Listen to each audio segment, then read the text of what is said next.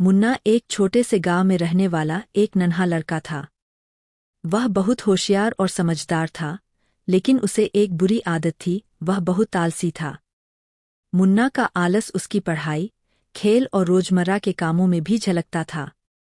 उसकी माँ अक्सर उसे समझाती कि आलस की वजह से उसके जीवन में बहुत परेशानियां आ सकती है, लेकिन मुन्ना की आदत नहीं बदल रही थी।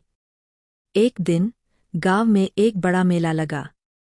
मुन्ना के सभी दोस्त मेले में जाने की तैयारी कर रहे थे और उसने भी जाने का फैसला किया।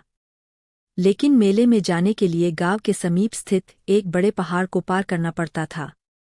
मुन्ना ने आलस के कारण सोचा कि सुबह जल्दी उठकर जाने की बजाय वह थोड़ी देर और सो लेगा।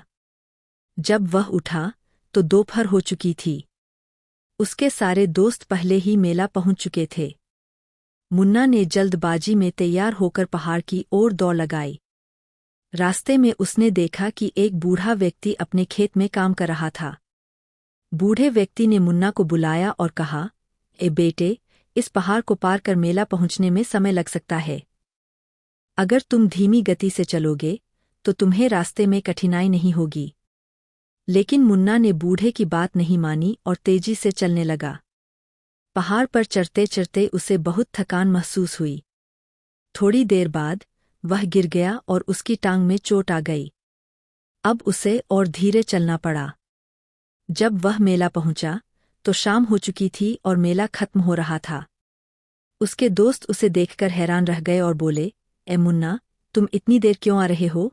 ए मुन्ना ने सिर झुकाते हुए जवाब दिया, मैंने सोचा थोड़ी देर से चलने में क्या गया, लेकिन अब समझ आ गया कि आलस कभी भी अच्छे परिणाम नहीं देता।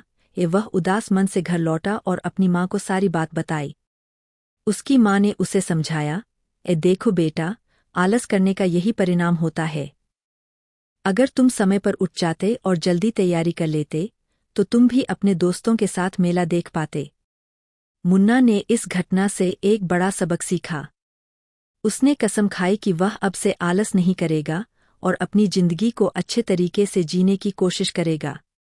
उसने अपने रोजमर्रा के काम समय पर करने शुरू कर दिए और अपनी पढ़ाई पर ध्यान देने लगा।